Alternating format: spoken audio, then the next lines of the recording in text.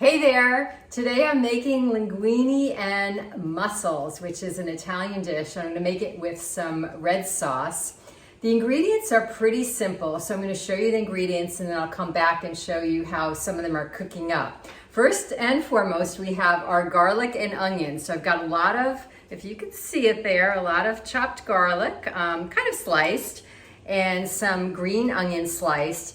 And you're not going to get a recipe for this because I'm going to do this the way my Sicilian mother used to do. When people asked her for recipes, she used to say, just watch me. She never really had the quantities, but this is easy and you can do more or less depending on what you want. So these are the two of the main ingredients. Of course, you want your mussels, and I've got mussels here. If you can see that, I've got them sitting in cold ice water because mussels are alive until you actually cook them.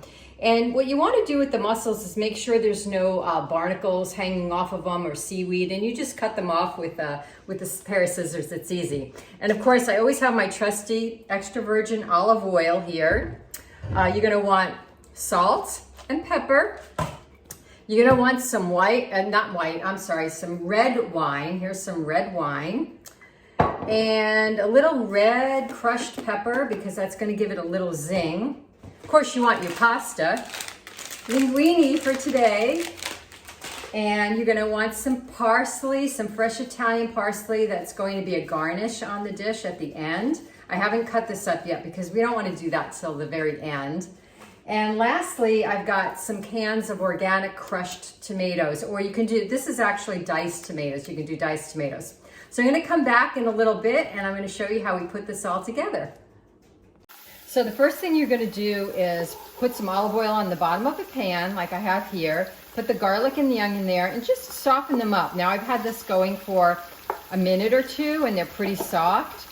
When they get a little soft, you want to add your red wine because you want to cook off the wine first before you add the tomatoes. So I'm going to just add a couple of splashes here.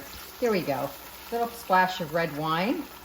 And then you're going to want to get this to cook off. One way to tell if the alcohol has been cooked off is to actually smell it. If it still smells like alcohol, then it hasn't cooked off. But to cook it off, you want to turn the heat up a little bit and just let it go for a couple of minutes until you don't longer smell that alcohol anymore. And then after that, we're going to put in the tomatoes. So I'll be right back with you on that. So now you see what I've done is I've added most of the tomatoes. These cans of tomatoes have chunky tomatoes. This is a very loose sauce. It's a different sauce than when I make, marinara for pasta or a meat sauce. You want this sauce to be pretty loose and liquidy because you want the mussels to actually be able to kind of swim in this broth. But you do want to cook this sauce for quite a bit so the tomatoes don't feel raw. But I want it kind of chunky because sometimes you like to dump some bread in there. And so you can see it's got nice big chunks of tomatoes, big chunks of garlic and onion in there. And then I'm just going to add some salt and pepper as well. And I'm going to cover the pot and actually just let this cook probably for about a good hour or so the tomatoes get really nice and cooked. Now you might be wondering why this pot is so big for such a little bit of tomatoes. The reason for that is the mussels, when they're closed, don't take a lot of room up. But you need space in the pan for the mussels to expand when you put them in the pot because that's how they cook. Once they expand, you know that they're done once they open up. And when you've got a couple of dozen or so or more mussels opening up, they need a lot of space to breathe. So that's why I have this big wide pot here. So I'm going to catch you back in a little, just in a little bit when we actually finish this sauce, and then we can put the mussels in. So while that sauce is cooking, I just wanted to show you this little antipasta plate that I put together that can double as salad or whatnot. And I want to show you what's on here. First of all, doesn't it look beautiful? I love making things look very artsy and colorful, but this is really a delicious plate. First of all, on either one of the ends, you have roasted mushrooms, which basically all I did was toss some mushrooms with olive oil, salt and pepper, and I roasted them in an oven at 400 for, about 20, 30 minutes or so. Underneath everything is a bed of arugula, which is a really nice spicy green. On the far left by the mushrooms, you have dried salami, Italian salami. Next to that is sun-dried tomatoes in olive oil.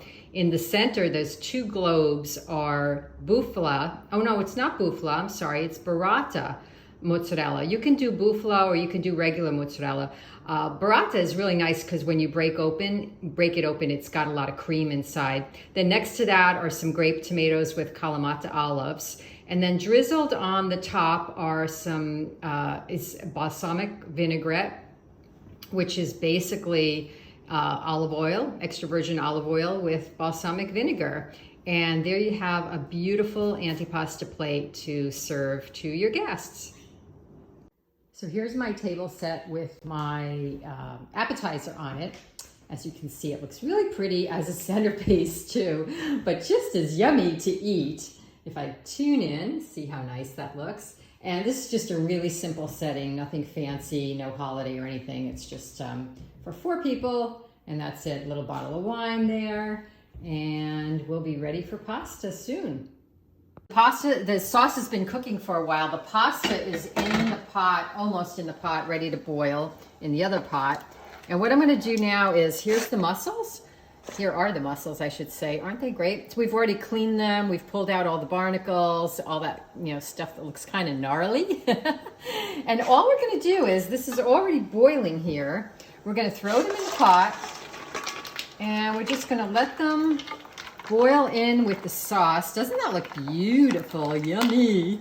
We're gonna let them just boil in here, and what you're gonna notice is now they're all closed. By the way, if a mussel is already opened before you cook it, you gotta throw it out because that's a dud and you don't wanna get sick.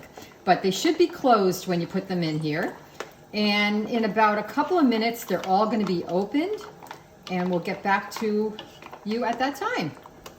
So you see, the mussels only took a few minutes. They're nice and open. All of them are open. Again, if any of them don't open now after you've had them in here, those are duds. You gotta throw them out. But these are all ready to go. And the next thing, the last thing we're gonna do is plate. So by the time, from the time that I started this till now, the kitchen has gotten really hot. So the big tip for me to give you today is don't wear a heavy sweater when you're making this dish. And I've already poured a glass of wine. I wanted to show you the finished product because I know it looked a little disorganized and it's not like a regular cooking show. I guess I'd call this cooking without recipes. But here is the plated, beautiful linguine pasta with a, remember that parsley that I said I was gonna put on afterwards? That's the topping here. And you see the mussels in there. And this is just beautiful looking. And it's also delicious to eat, if I may add. But also, I wanted to mention too, a lot of people like to put cheese on their pasta. Normally in Italian dishes that have fish, you don't actually put cheese. So we're not gonna put cheese on this, but feel free to put cheese on yours if you want it. So, buon appetit, salute!